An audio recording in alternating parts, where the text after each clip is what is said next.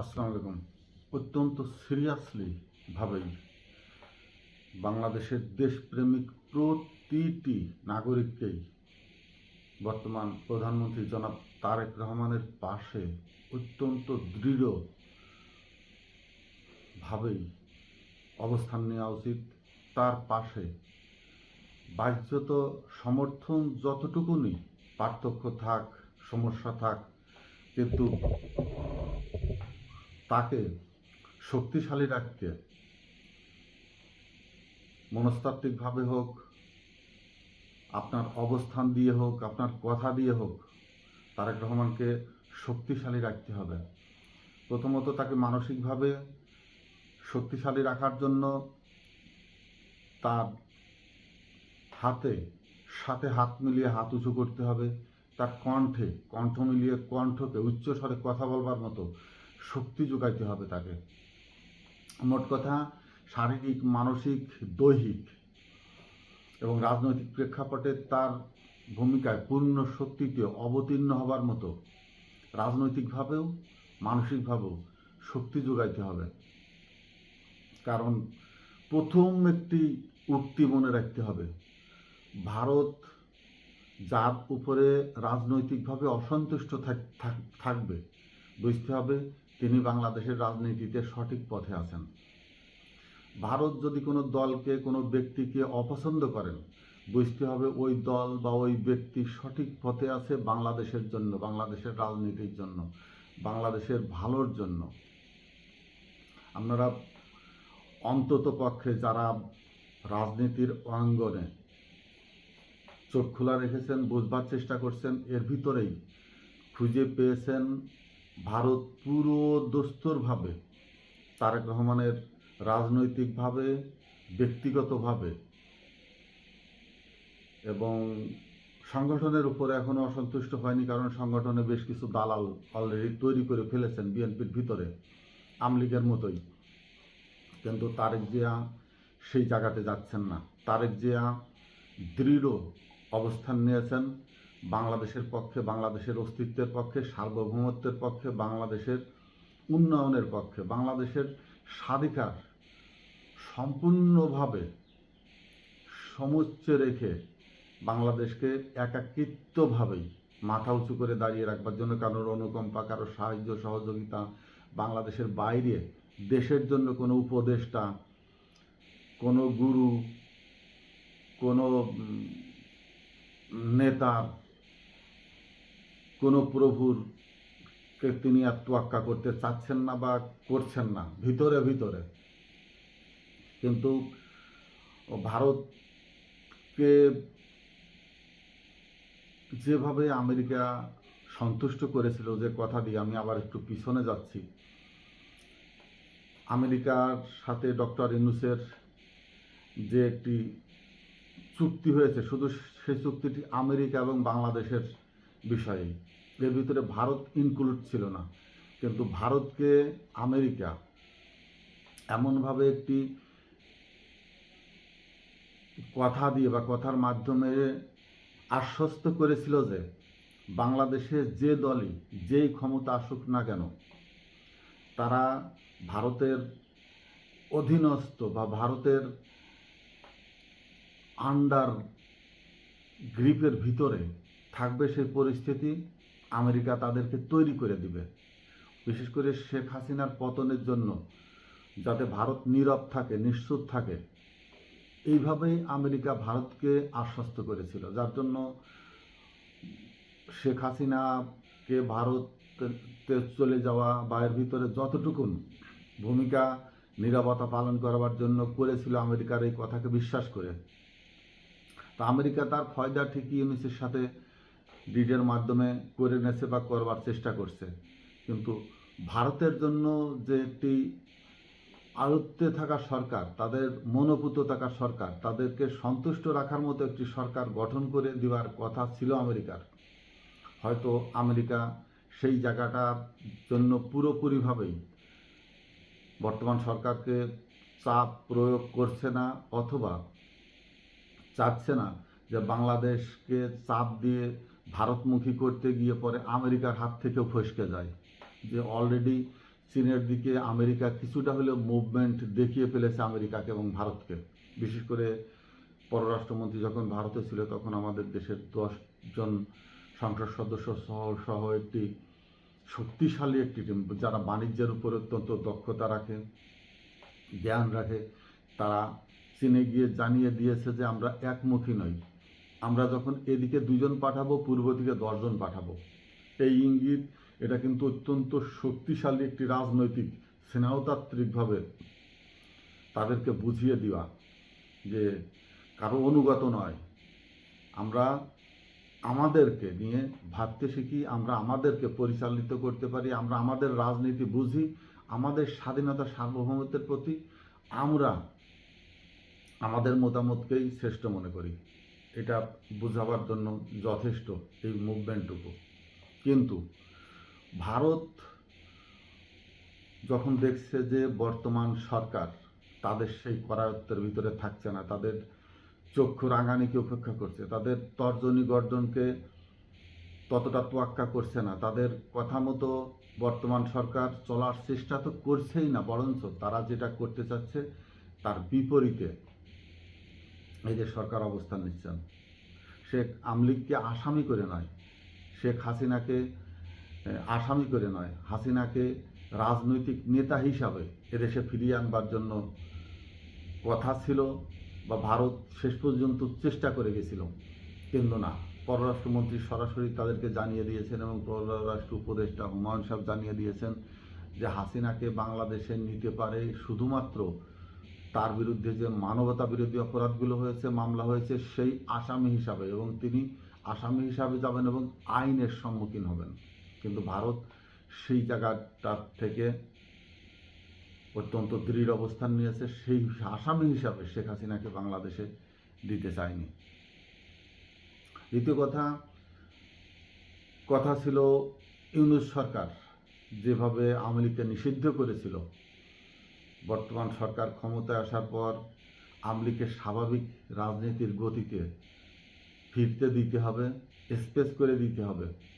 কিন্তু বিএনপি সরকার একেবারে সন্ত্রাসী এমন একটি আইনে দলকে নিষিদ্ধ করেছে, যেটি যদি জামাতের বিরুদ্ধে করা হতো, অন্য কোনো দলের বিরুদ্ধে কথা করা হতো, আন্তর্জাতিকভাবে এটা কিন্তু এতভাবে ফলাও করে মিডিয়ায় আসতো যে সারা দেশেই একেবারে ওই দলটি যে সন্ত্রাসী দল, জঙ্গি দল প্রমাণিত হয়ে যেত। কিন্তু আওয়ামী লীগকে যে ধারায় সন্ত্রাসী বলে নিষিদ্ধ করা হয়েছে, ব্যাপকভাবে বাংলাদেশ মিডিয়ায়ও তেমনভাবে ফলো করে প্রচার করা হয়নি, প্রিন্ট মিডিয়ায়ও না, ইলেকট্রিক মিডিয়াতেও না। সেখানে বাংলাদেশি দালাল হলুদ এইসব সম্প্রচারের দায়িত্বে থাকা সম্পাদকগুলা নিশ্চুপি থেকেছেন, কারণ দীর্ঘদিন ধরে 17 বছর ধরে খুব আরাম আয়েসে খেয়ে বাড়ি গাড়ি ফ্ল্যাট কোটি কোটি টাকার বিদেশে পাচার করে এইসব প্রিন্ট মিডিয়া, এইসব ইলেকট্রিক মিডিয়াগুলো এখন বহাল তবিয়তেই আবার এই সরকারের সাথেও টিকে আছেন, কোনো উচ্চবাচ্য করছেন না তারা, বরঞ্চ আরও কীভাবে নেওয়া যায়, আরও কীভাবে সেই জায়গায় থেকেই রাজনীতিতে তোষামোদি করা যায় সেইটার তৈল চর্চা চালিয়ে যাচ্ছে। তো আওয়ামী লীগকে এমন সেই ধারায়, সেই সন্ত্রাসী ধারায় নিষিদ্ধ করা হয়েছে, সেটাও ভারতের পছন্দ না। বরঞ্চ জামাতকে রাজনীতি করার শুধু অনুমতি দেওয়া হয়নি, একবার সরাসরি নির্বাচন করে তাদেরকে সংসদে ঢুকিয়ে দেওয়া হয়েছে। ভারতের জন্য যা সবচেয়ে বিষ পানের মতো, সবচেয়ে সেই সক্রেটিসকে বিষ খাইয়ে যেভাবে হত্যা করা হয়েছিল, পুরো ভারত জুড়ে সেই বিষের পিয়ালা ঢুকে গেছে এবং ভারতীয়দের হাতে হাতে সেই বিষের পিয়ালা এখন তারা বিষ পান করে ওইভাবে দৌড়াদৌড়ি ছোটাছুটি করে বেড়াচ্ছে। বিশেষ করে গদি মিডিয়ার কিছু ব্যক্তি এবং রাজনৈতিক অঙ্গনে তো সেটা আছেই।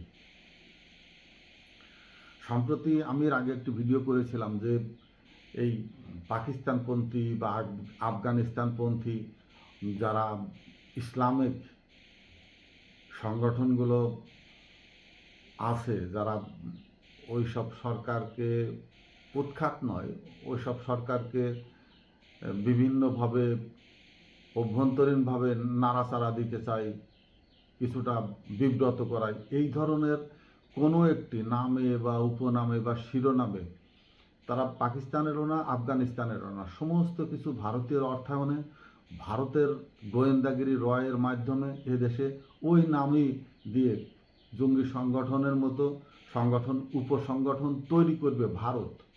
এবং নামগুলো ওই আরবি শব্দের সাথে, ফার্সি শব্দের সাথে, উর্দু শব্দের সাথে মিলিয়ে এমনভাবে নাম রাখে এই দেশে হয়তো কোনো স্যাবোটাজ তৈরি করতে পারে, সাবভার্সন তৈরি করতে পারে, কোনো সন্ত্রাসী কার্যক্রম চালাতে পারে, চালিয়ে দিয়ে পাকিস্তানের নামে চালিয়ে দেবে যে এটা পাকিস্তানি উগ্র সংগঠন বাংলাদেশে জঙ্গি তৎপরতা চালাচ্ছে, বা আফগানিস্তানের কোনো সংগঠন বাংলাদেশে এসে বাংলাদেশে আফগান বানাতে চায়, বাংলাদেশকে পাকিস্তান বানাতে চায়। এটা ভারত জনগণের ভিতরে এবং আন্তর্জাতিক মিডিয়াগুলোতে ফোকাস করতে চায়। এই তৎপরতা অলরেডি শুরু হয়ে গেছে এবং তার প্রথম বড় ধরনের একটি ধাক্কাই বিমান বাহিনীতে যে জঙ্গির কথা বলা হয়েছে এবং তা নিয়ে যে একটা তোলপাড় চলছে, এটা নিখুঁতভাবে প্রমাণিত হয়ে গেছে এদেশে। এখানে বিমান বাহিনীকে কেন ব্যবহার করা হলো আমি আর একটা ভিডিওতে বিস্তারিত তুলে ধরার চেষ্টা করব, কিন্তু অভ্যন্তরীণভাবে সবচেয়ে খুব সেন্সিটিভ একটি জায়গায় ভারত স্পর্শ করেছে। কারণ ভারতের বিমান বাহিনীর ভিতরে পূর্ব থেকেই রয়ের খুব শক্ত একটি অবস্থান ছিল, যেটা আন্তর্জাতিক শাহজালাল বিমানবন্দরে তাদের অফিস ছিল, তাদের ঘাঁটি ছিল। সরাসরি সেখানে বিমান বাহিনীর পোশাক পরে তদারকি করত। তখন সেই ঘাঁটিটা ভেঙে গেছে, তো যাদের সহায়তায় ওইখানে অবস্থান করেছিল, যাদেরকে ভারত ব্যবহার করে আসছিল বিমান বাহিনীর, সেই সব সদস্যকে দিয়েই এই নামে এই জঙ্গি সংগঠনটি, তারাই বলছে জঙ্গি সংগঠন, কিন্তু সংগঠনটি তাদের হাতে গড়া। এখন যেসব দক্ষ ব্যক্তিগুলো, যেসব খুব পারদর্শী বৈমানিকগুলো, বৈজ্ঞানিক, বোমারু, বিমান চালকেরা, যারা চাকরিচ্যুত হবে, পারিবারিক জীবনে ক্ষতিগ্রস্ত হবে, পারফরমেন্সের একটা ক্ষতিগ্রস্ত হবে, ইমেজ নষ্ট হবে, দেশের শত্রু হিসাবে চিহ্নিত হবে, এতে ভারতের তো কিছু আসে যায় না। এই মানুষগুলো তো আমাদের দেশের, এবং এদেরকে এই জায়গায় পৌঁছাতে কোটি কোটি টাকা খরচ করা হয়েছে এদের পিছনে।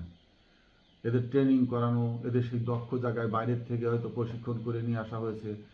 অত্যন্ত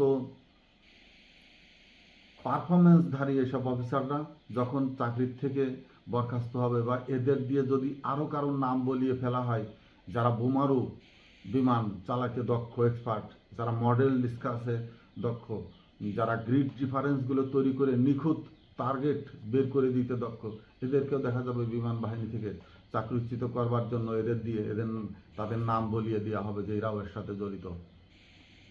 অর্থাৎ ভারত তার পূর্ণাঙ্গ শক্তিতে এদেশের বিরুদ্ধে খেলা শুরু করে দিয়েছে, এবং টার্গেট যেটা নিয়েছে একবার চূড়ান্তভাবেই তারা সিদ্ধান্ত নিয়ে ফেলেছে যে শেখ হাসিনাকে কিন্তু তারা ব্যবহার করে গেছে, কিন্তু তারা মারেনি, হত্যা করবার মতো পরিস্থিতি তৈরি করে দেয়নি।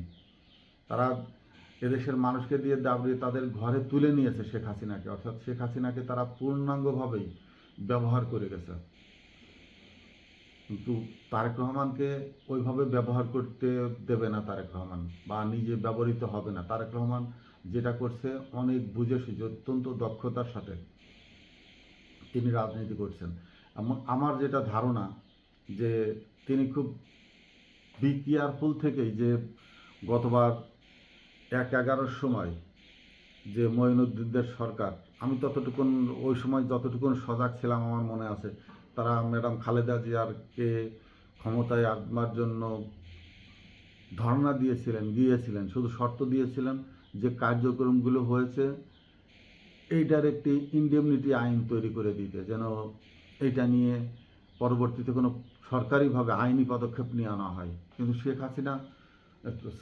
ম্যাডাম খালেদা জি স্পষ্টভাবে জানিয়ে দিয়েছিলেন মঈনুদ্দিন, ফখরুদ্দিন বা জেনারেল মাসুদকে যে রাজনীতির মাঠে তোমাদের প্রয়োজন নেই, তোমাদের যে ক্যান্টনমেন্টে থাকার কথা সেখানেই ফিরে যাও, সেখানে নিরাপদে থাকো, রাজনীতিবিদদেরকে রাজনীতি করতে দাও, এর ভিতরে হস্তক্ষেপ করতে এসো না। এই জায়গাটাতে তারেক জিয়া মাথায় রেখেছেন। তার মা যদি ওই সময়, বা তিনি নিজেও যদি ওই সময় এগ্রিমেন্টে যেতেন, তাহলে হয়তো এই 15 বছর একটি স্বৈরার শাসক এদেশে এতটা আর এক দেশের শক্তিতে রূপান্তরিত হতে পারত না। এইবার তিনি যে চুক্তি আসুক না কেন, ডিডি আসুক না কেন, সেখানে পদক্ষেপ নেবেন, সেখানে এগ্রিমেন্টে যাবেন, যাওয়ার পরে ক্ষমতায় বসার পরে তিনি সেটা রাজনৈতিকভাবেই মোকাবেলা করবেন। এই দৃঢ়তা তার মধ্যে আস্তে আস্তে প্রতীয়মান হচ্ছে। যারা বুঝতে পারছেন, যারা খেয়াল করবার শক্তি আছে, অভ্যন্তরীণ দৃষ্টিশক্তি, তারা বুঝতে পারবেন যে তারেক জিয়া ধাপে ধাপে খুব সূক্ষ্মভাবে তার লক্ষ্যে পৌঁছাবার জন্য চেষ্টা করছেন। সেই পদক্ষেপগুলো রাজনৈতিকভাবে ভিত শক্ত করবার যে চেষ্টা, সেটা তিনি চালিয়ে যাচ্ছেন। কাঠ দেওয়া, নদী খননে যাওয়া, এদিক সেদিক যাওয়া, এগুলো হচ্ছে রুটিন ওয়ার্ক। এগুলো রাজনীতির চলমান, একজন নেতার চলমান কার্যক্রম। কিন্তু যেটা জনগণ দেখতে পারে না, যে শক্তি নীরবে আস্তে আস্তে আস্তে আস্তে স্তরে স্তরে তার ভিতকে শক্তিশালী করতে হয়, তিনি সেটা অফিসিয়ালি করছেন পররাষ্ট্র শক্তি দিয়ে, অভ্যন্তরীণ স্বরাষ্ট্র শক্তি দিয়ে। তিনি সেটা আগে ভিত শক্ত করবার জন্য এবং নিজস্ব স্বকীয়তায় বাংলাদেশকে দাঁড় করাবার জন্য সম্ভবত তিনি অত্যন্ত শক্তিশালী একটি অবস্থান নিচ্ছেন। ভারতের কথাকে তিনি তোয়াক্কা করছেন না, তোয়াক্কা করছেন এভাবেই অবস্থান সমুন্নত রেখে যেটা হবে সেটাই, অতিরিক্ত কোনো কিছু নয়। তিনি নিজেকে বিকিয়ে দিচ্ছেন না। এইটাই হলো পুরুষ মানুষের রাজনীতির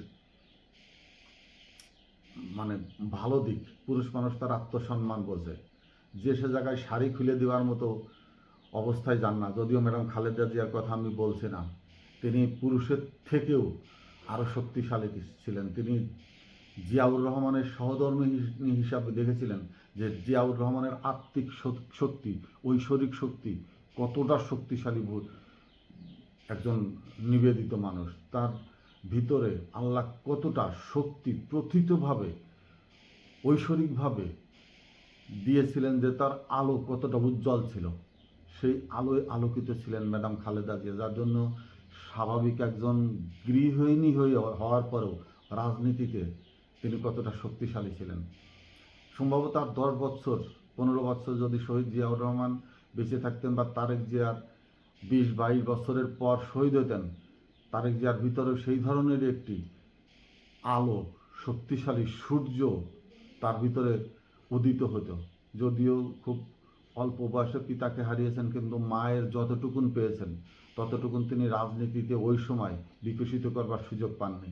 কিন্তু এখন আপনারা খুব গভীরভাবে যদি চিন্তা করেন, দেখার চেষ্টা করেন, তারেক রহমান আস্তে আস্তে আস্তে আস্তে গুছিয়ে নেবার চেষ্টা করছেন এবং ভারতের বলয় থেকে তিনি সরে এসেছেন, এটা প্রমাণিত। কারণ ভারত অত্যন্ত খ্যাপাটে কুকুরের মতো খেপে উঠেছে তারেক রহমানের পিছনে, এবং ভিতরে ভিতরে হয়তো তাকে হত্যার ষড়যন্ত্র হতে পারে। প্রথমত, দলে তো বেঈমান মির্জাফররা আছেই, তার পাশে এখনও 2-1 আছে, যদিও তিনি তাদের সান্নিধ্যে যাচ্ছেন না, কিন্তু ষড়যন্ত্রের মুখ্যমণি হয়ে উঠতে পারেন কেউ, সেটা দলের জন্য ক্ষতিকর হতে পারে। তারেক জিয়াকে নিবিড় পর্যবেক্ষণে রেখে, নিরাপদ জায়গায় রাখতে প্রত্যেকটি নাগরিককেই তার পাশে শক্ত হয়ে দাঁড়ানো উচিত। কিন্তু তার থেকেও আরও একটি অবস্থান হবে, সেটাই জামাতকে শক্তিশালী করেই রাখা, এনসিপিকে শক্তিশালী করে রাখা। বিএনপির উচিত হবে এদেরকে শক্তিশালী হিসাবে যত পাশে বেঁধে রাখবে, বিএনপি তত শক্তিশালী হবে, তার থেকে সরকার আরও তত শক্তিশালী হবে, তার থেকে আরও বেশি শক্তিশালী হবে তারেক রহমান। সম্প্রতি শিবিরের সাথে ছাত্র দলের যারা গণ্ডগোলটা করেছে, আমার মনে হয় এদের চলাফেরা, কাদের সাথে এরা উঠা বসা করছে, কঠিনভাবে পর্যবেক্ষণ করা উচিত। শিবিরের সাথে যে গণ্ডগোলটা হয়েছে, এর ভিতরে ভারতের চক্রান্ত আছে। চক্রান্তটা বিএনপিকে, এই ছেলেগুলোর, এই দালাল টাইপ ছেলেগুলোকে ব্যবহার করতেছে, শিবিরের সাথে গণ্ডগোল করে জামাত ইসলামের সাথে একটা গ্যাপ করার চেষ্টা করছে, জামাতকে, এনসিপিকে বিএনপির থেকে বিচ্ছিন্ন করার চেষ্টা করছে। তাহলে বিএনপি একা হয়ে পড়বে, নিরীহ হয়ে পড়বে, দুর্বল হয়ে পড়বে। তখন রিফাইনারি হোক বা যে কোনোভাবেই হোক, আওয়ামী লীগকে দিয়ে বিএনপির সেই দুর্বল বিএনপিকে পরাস্ত করা খুবই সহজ হয়ে পড়বে।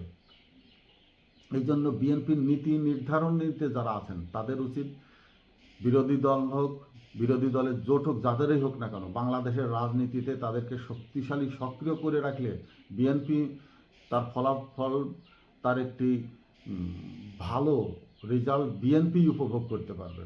বেনিফিশিয়ারিটি শেষ মুহূর্তে বিএনপি হবে।